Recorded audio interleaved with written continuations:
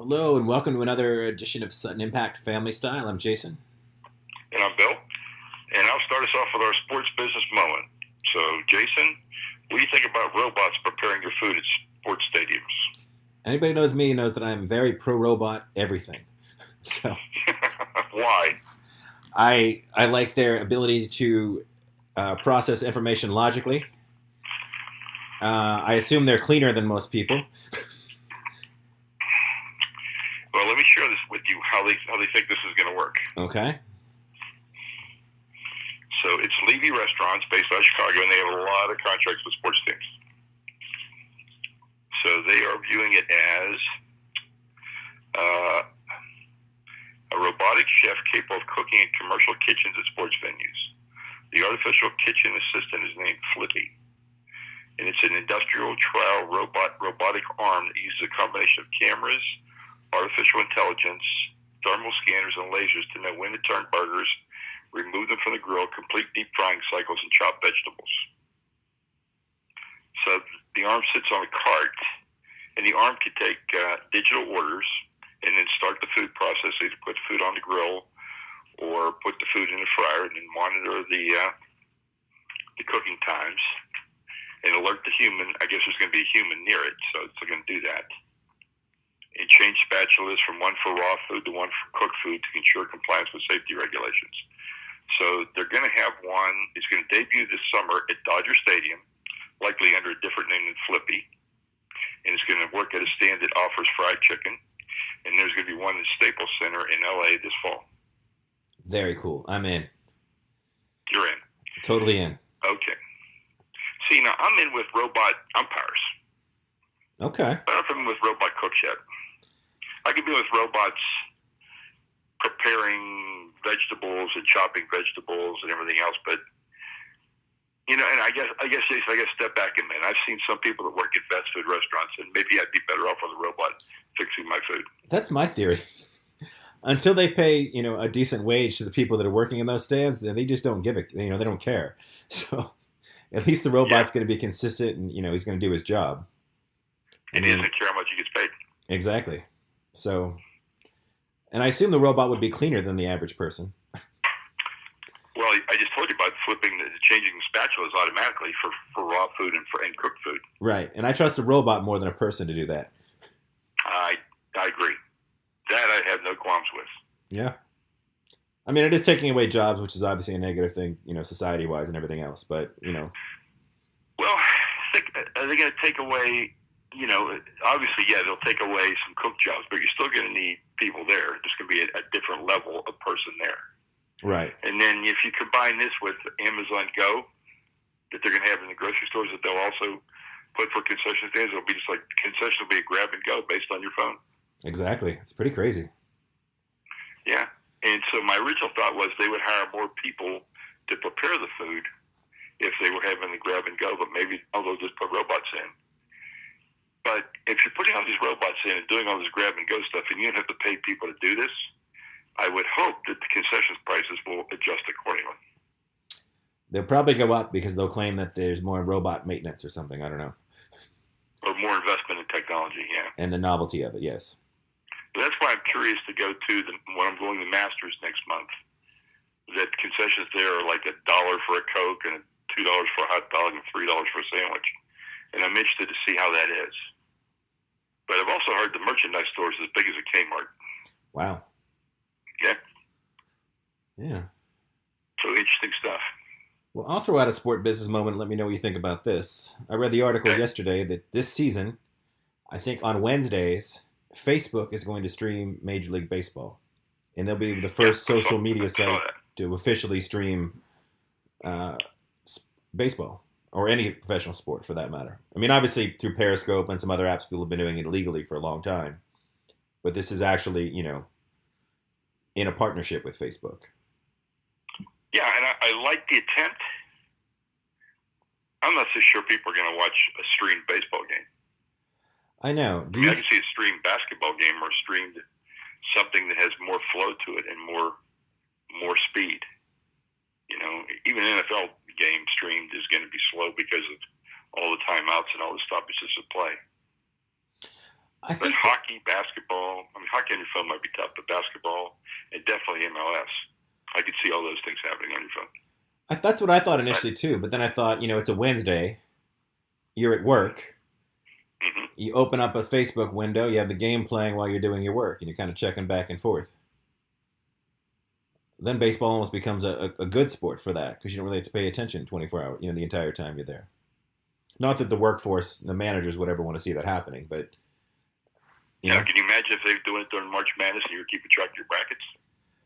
that would be everything would be that'd be explosion. That'd be incredible. Yeah. And especially if you could control the streams, you could go to whichever game you want. And not that CBS doesn't do it, and TNT and TBS now, they do a pretty good job of, taking you to the action. But there's times where I want to be at a certain game and I have to wait for the, depending on where I live and everything else. So. Exactly. Still neat though. So how are you going to consume March Madness since you're a cord cutter? I'm not even sure I have to. I mean, luckily I work for a TV station, so I have access to TV at work as well. But okay. I assume over, probably just internet for the most part. I mean, I'll be on set during March Madness. We don't get those days off, so I'll be pretty much just checking updates on Bleacher Report and ESPN.com and Facebook to get my March Madness. I won't be able to watch. So. Well, speaking of March Madness, looks like Kentucky hit the go switch after kind of being out of the top 20 and in the top 20 and not even a top seed for the SEC tournament. Looks like they have a good shot of winning the SEC tournament. It does. And I just wonder if this is kind of like the Spurs on a college level, where they are just waiting and just if they know what they need to do. They just need to get the marching to get the tournament, and they're going to go all business. So it'd be interesting to see. In Kentucky, I think the last time they won the national championship, that's exactly what happened. They were still top 20, but they didn't look like a juggernaut up until tournament time. Yeah. I mean, they clearly have as much talent as anybody in the country. And I think, just young. But and I everybody's think, talent's young because nobody stays. right, because nobody stays. And I think that's the big issue is nobody, I mean, it takes time to gel as a team and to learn a system. And, maybe we never get to see them, the third year of this team is in this system and they know the defense and know the offense and run it smoothly. Like, we don't get that anymore. So maybe especially since you have, some teams have like some sophomores and juniors coming back. Kentucky just basically has a whole bunch of freshmen coming in from all over the country, all different systems. Exactly. And learning the roles and what they do well, what they don't do well. This tournament, I mean, to be fair, I probably paid less attention to college basketball this year than any other year. I've been more NBA, and I know the draft prospects, but I haven't really watched a lot of college basketball. But it seems like the consensus is that there is no consensus as to who the good team is. There's no, 30-1 or 30-2 juggernaut that's just rolling through everybody. I mean, the usual suspects are all there, but I have to say that this is an odd year for me because, with my friends, this will be our 30th year going to March Madness, but we usually always either go to a first-round game or a second-round game. So what we have, we're not excited today because we have no idea who we're going to see play. So, I mean, it doesn't matter right now. We have to sit and wait, and maybe 2 weeks from now we'll be excited. Right. And again, I mean, I know people are high on Arizona, despite the controversy, which seems really bizarre. It seems like ESPN just threw something out there, and it turns out it's not even true. They sort of besmirched the coach, besmirched the player, and then they kept flip-flopping on what date they claimed they heard this. They didn't have any sources to back it up. It was one guy that basically his story was that he heard the coach on the phone in 2006, or then it was 2017, then 2006. They had an actual tape. Right. If they have an actual tape, that's something. But according to Arizona, there's no way they have an actual tape. Or no way to prove it. But I mean, come on. Right. How much credibility does the college have? I'd say given the history of college and NCAA, neither of them, and in reporting in the last 10 years, sports reporting especially, none of them really have that much credibility. I mean... Yeah, but this has been going on. I mean, we don't want. I don't want to get into recruiting on this show. Let's just stay away from it. We could do a whole show on recruiting. Yeah. But I mean, it's always dubious, and guys are going to do whatever it takes to win because that's how they get paid. That's how they get their bonuses, and that's how they keep their jobs. I mean, Kevin Ollie, he got fired because supposedly questionable practices in Connecticut. But if he would go in the NCAA tournament every year, he wouldn't have got fired. No, definitely not. He'd still have his job and then be investigating. And they would, all of a sudden, things would be fine. I mean, look what happened to Tom Izzo. Where's that? A month ago it was a big story. Yeah. Now they're in the tournament. That's the story. Exactly. And it's kind of what it is. I think we've accepted it as collateral damage for the way you do business. Right. I mean, I think the NCAA needs to just be investigated and probably disbanded. But I don't think that my suggestion for letting college kids get paid is to let them, first off, make money off of their name. So if you're DeAndre Ayton, you're the number one pick potentially, and people want to meet you and give you, if some car dealership is like, hey, you're coming to Arizona, just let society and let alumni take care of paying the players. If there's a bunch of rich guys from Alabama that want to give all these, 17-year-old kids a bunch of money to come play at Alabama, let them have it. Yeah. Don't make the school pay for it. Let the alumni pay for it. And, eventually they'll either, and maybe it ends up with a lot of juggernaut programs, but I think it's a simple way to just, and like the kid at UCF, if he wants to make money with a YouTube channel where he's kicking a football through all sorts of trick shots, let him make that money. Like, it seems, I think it has nothing to do with anything else. No. And then my newest red flag on the NCAA is they're now looking at esports. Mm-hmm. And I don't see how they get involved with that. No. I don't either.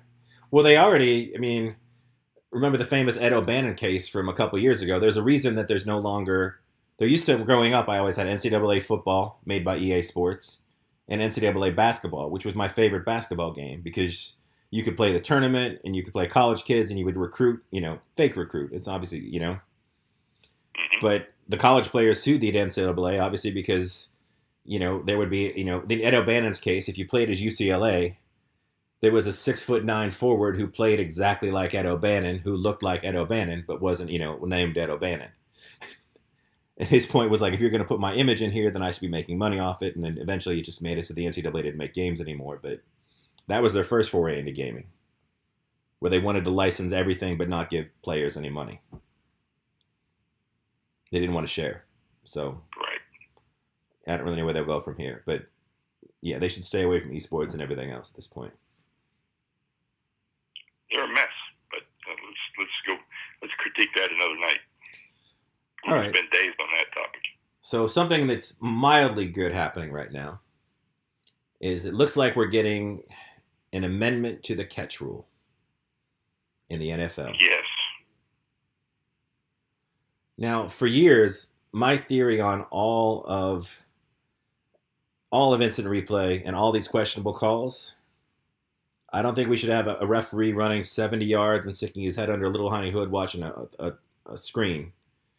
I think in New York, there should be a former player, a former coach, and maybe it's either 3 people or 5 people, and a referee, and basically they have 2 buttons. Play stands, plays reversed. So catch, not a catch. You have 3 people watch it, they all hit their button, and whatever the consensus is what it ends up being. So it's not just, because that way, like, if we all know it's a catch, if all 3 of those guys hit the catch button, or 2 of the 3, then we know it's a catch. It's maintained a catch kind of thing. I always wanted to have a fan in there somehow too, but I don't really know how you would work that. You have to add a 5th person too, but I thought that would be the best solution. Yeah, a running back is diving for the end zone, sticks his arm over, hits the ground, the ball pops out, and he broke the plane, so it's a touchdown. The reason it was called a touchdown is because you had to go in, cross into the end zone and touch the ball to the ground. That's why it's called a touchdown. And they haven't done that for a bazillion years. Right, only in rugby. Yeah. But if people wonder why it's called a touchdown, that's what it's called. That's why it's called it. Right. And back to to bring in, the sport business moment with the, potential robot referees or robot umpires. Like people always argue that the best part of the game is the human element of the umpire, Unless your team gets fucked. unless your team gets fucked. But Excuse my French. Excuse our French on the show. Yes, that was a Jesse James moment. A Jesse James moment. And again, I just feel like, rather than trying to like interpret the letter of the law, the guy should get under the hood. And if he thinks it's a catch, it's a catch. Like, don't call New York. Don't call New York. Don't go through all let it be if that's, or like I said, I like having. It adds too much time. It adds to confusion. And it's turned the fans off. Big time. Speaking, now that we're on football, let's talk about the Cleveland Browns yesterday. Wow. Wow is right. I had to say, as a Steeler fan, and I was texting back and forth with my Cleveland Browns fan Clark yesterday, I'm a little nervous. I happen to like Tyrod Taylor. I like Jarvis Landry. You add Josh Gordon, that offensive line, like, they're making some, they got a bunch of picks. Like, they've got a ridiculous number of picks. Two in the top, they have two top 4 picks. And 4 of the top 50, right? Yeah. It's ridiculous. Hey, Tyrod Taylor. I'm sticking to what I said. I'm sticking to Saquon Barkley with the number 1 pick and a quarterback at 4. I'm not moving off that. I really believe that now. I think it just depends on, how strongly do you feel about one. Like, hopefully if you're Cleveland and you passed on Deshaun Watson and Carson Wentz and Jared Goff and all these successful quarterbacks you keep passing on as you keep drafting Deshaun Kaisers and everybody else in the world. They really have a new. But if you really believe in anyone, whether it's Baker Mayfield, Mason Rudolph, Lamar Jackson. Well, I think you'd take one at 4, and I think there would be only one off the board by then, right? Well, I think if you're Indianapolis, as nice as it would be to, have Bradley Chubb or Barkley, depending on what happens in the draft, fall to you, I think if a quarterback needy team like the Rams. I think the Rams are quarterback needy regardless. But if you're the Cardinals or one of those teams, or the Bills or somebody looking to move up and get a quarterback, then I think if you're Indianapolis, you move out of that 3 spot. So if you're the Browns, you don't know what the Giants are going to do. Eli Manning is. Take Barkley if you don't take him. Probably, for sure. But, last year, Alvin Kamara was by far and away one of the best players in the NFL, the best running back. He went in the 3rd round. Le'Veon Bell went in the 2nd round. David Johnson from Arizona went in the 3rd round. So, yeah, but this guy's an amazing talent. I would take him with the top pick. Okay. I'll be curious. Yeah. But like you said, it depends on if the Browns are sold on one of those quarterbacks or if they like 2 of the 4. Well, the other rumor going around right now is that the Browns are going quarterback at 1, and they're making a trade with the Buffalo Bills at 4. Because the Bills have 2 first-round picks back-to-back in the 20s. And the Browns will take those 2 picks. And the Browns will take those 2 picks and another future picks, and that way the Bills could move up after.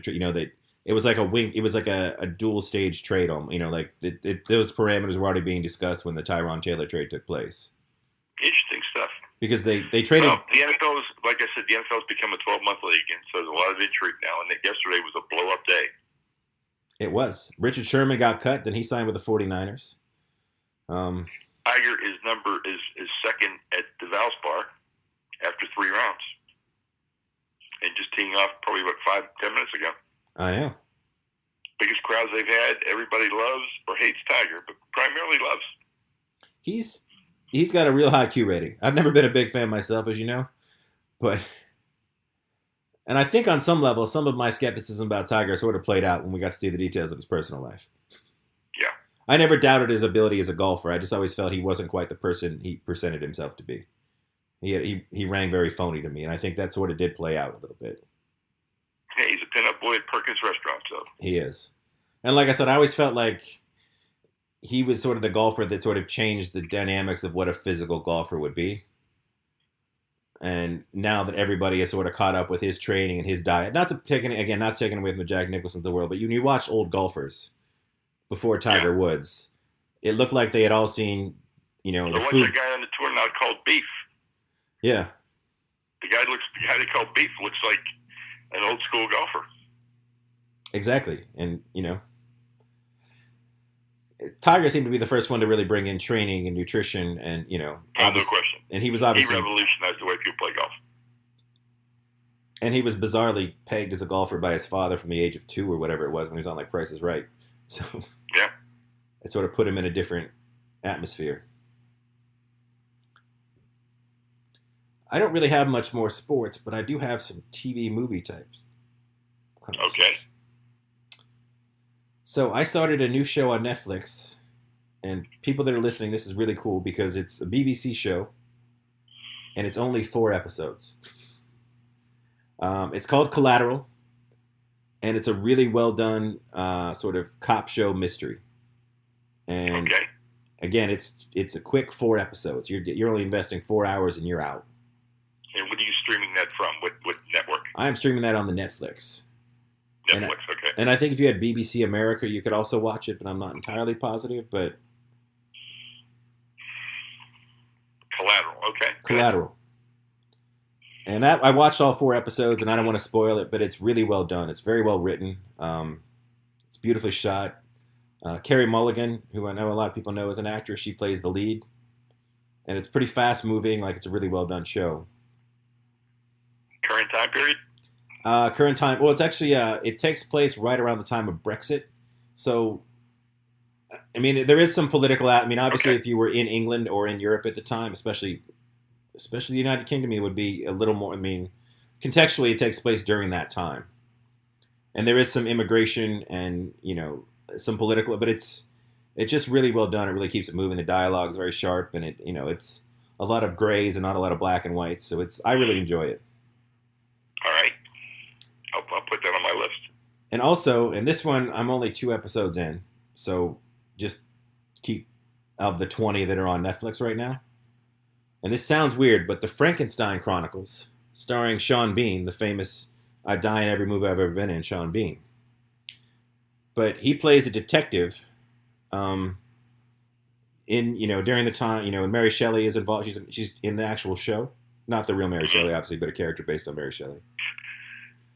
And he's a detective, and basically a body at the beginning. This isn't really a spoiler, but the body of a child sort of washes up, and it takes it to the coroner, and the coroner sees that the body is the parts of 7 different children sort of sewn together into like a Frankenstein-like child, and he's trying to figure out the mystery. And then there's also the intrigue of, at the time, this is when, in the medical world, they were really starting to deal with corpses and cadavers and who would get the dead bodies and everything else going back and forth. It's really, Right. like it looks, the setting is beautiful, the costumes, and so far it's a very intriguing show. I'll keep everybody up to date as to whether or not it continues to be good after 2 episodes, but.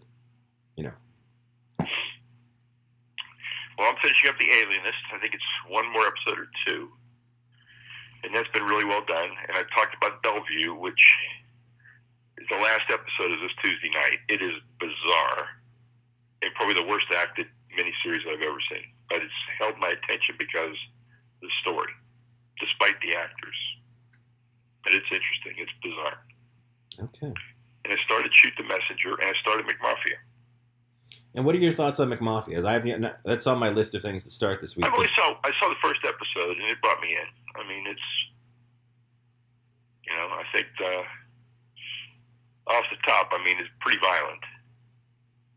And I don't know, I think it makes the Italian mobsters look good. It makes them look like they're family people and humane. I see. Well, with that being said, let me bring up another thing to ask your thoughts on. David Chase, creator of The Sopranos, is now making a prequel to The Sopranos. The movie, I saw that. So I presume it would be Tony's father and Junior and the mom. Obviously younger and in their day with all that, the back history of those ones. How do you feel about that? So Uncle would be Junior, because that's his uncle, right? It's his father's brother. Yeah. I don't know. I just really wish wish Soprano fans around did watch it. Yeah. I really wish it was at least, a couple of episode miniseries on HBO or something, because I think Sopranos was so well done, told over that, the history of the show. Mm-hmm. I don't know how much a movie can really, give me all the backstory I need to really understand all these characters, and I don't know. That's a good point. I don't know. I would watch it. That's what I'll say. Oh, I'm definitely going to watch it. Yeah, of course. It's the same writer, and I have a strong familiarity with characters, so I would see what I thought about it. Yeah. And this is not my original thought, but I thought it was interesting though.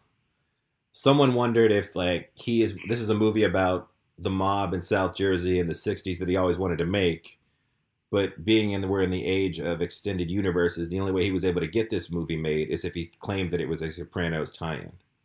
Like that if he just went and wanted to make a mafia movie about Jersey in the '60s, maybe that movie doesn't get greenlit. But the second you throw the Sopranos extended universe on there, then it gets made. Not that necessarily, be a bad thing, No, but and if the casting's going to play a big role. you're going to be believable. So we'll see how that goes. Yeah. But like I said, I'd give it a shot. I would definitely give it a shot. Okay. Final episode of This Is Us this week for the This Is Us fans. Classic. I mean, they're so experimental in how they show things. It's really amazing. So, such a well done show. I know it's not your cup of tea, Jason, but no, it's really well done. And I'm not sure if this is your cup of tea, but season 2 of Atlanta has started. And Atlanta was my favorite sitcom of probably the last 5 years.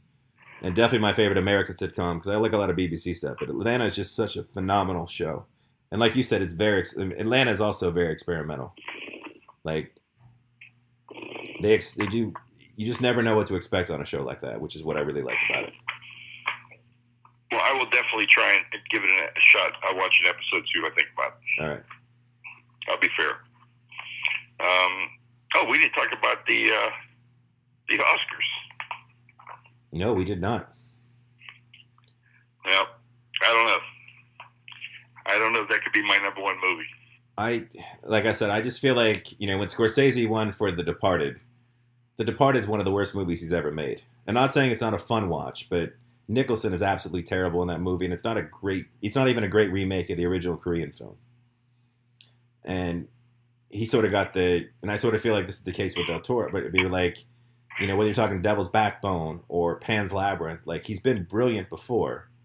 And to me, this just didn't feel like an Oscar-worthy attempt on his part. No. But I don't know if I mentioned this before, but what I learned through some industry people is that, obviously the Oscars are voted on by, Screen Actors Guild, which I'm a part of, the WGA, the Writers Guild, the Directors Guild, but there's also all the technical guilds, your sound design. And that of all the films up this year, that was the most Hollywood movie of all the movies. That from a sound point, a costuming standpoint, a makeup standpoint, like it brought in the best of all the pieces of Hollywood. Okay. And what the article was basically saying is whenever a movie appeals to all of the different unions that make film, it's very difficult to beat that movie. Like if you watch Lady Bird, which was was probably my top 3 movies of the year. Lady Bird is not to say that the cinematography and the lighting and the acting isn't fantastic, but like it's a contemporary film. You're not really dealing with costumes and crazy makeup, and it's whereas a film like The Shape of Water, where you have a creature and it's tough to whenever it's a Hollywood movie about Hollywood or it's a Hollywood influenced stuff, it's tough to beat a film like that. I watched it, the show, and Frances McDormand was definitely the highlight for me. She's a strange ranger. She is. They spoofed her last night on Saturday Night Live. They had, Family Feud, but they had Oscar winners versus Oscar losers. Yeah. And so they had Kate McKinnon played her. I was about to say, it's got to be Kate McKinnon. Yeah. And Kate McKinnon nailed her. It's really good. Yeah, I mean, I still think, just personally, like 10 years from now, if I saw a list of the movies from this year, Get Out is going to be the one I remember the most. It was going to be the most impactful for me. I mean, and I'm glad to see that he won for Best Original Screenplay because it was a really well-written film. So at least he got, Yeah. It seemed like they tried to do their best to honor as many films as possible. So, and I think I thought Jimmy Kimmel, given, Time's Up and Harvey Weinstein did a great job hosting. I did like when they went next door to a movie theater. Yeah, and I actually like the movie. When he talked about how, I know it's the cliche that the Oscars are long, but when he said whoever gives the shortest speech wins a jet ski, I thought that was pretty outstanding too. To give a prize for the shortest speech. Yeah. And I think somebody in sound design won that, which is pretty cool. It's kind of interesting. People would just say, canoe and a jet ski, and then go on and do the thing. Exactly. And even though I live in this amazing food town, I once again sadly have to say that I did not have a food moment this week. All right, so I've got the food moment for you. I went to Piggy Park in Columbia, South Carolina. And I went on a day they had a buffet. Oh. Yeah. So not only is one of my favorite places for pulled pork, South Carolina style with a mustard barbecue sauce, but they also amazingly have some really good fried chicken. Oh. Yeah. So that was my highlight meal, and it was maybe $10, but again, I love the Piggy Park style barbecue. Yeah. It's very good. They make excellent pulled pork. And it's surprisingly good when you order the hickory red sauce, which was also very good. Oh. Fancy. That's very cool. But definitely my highlight. And then I sent out a picture. I was at a restaurant also called Cola. And I had a whole flounder that was, flash fried and scored and covered with like a real light apricot glaze. And I love eating a whole fish. And it was really well done. So if you followed me on Twitter, go back and look for that picture. It's pretty amazing. Nice. Very nice.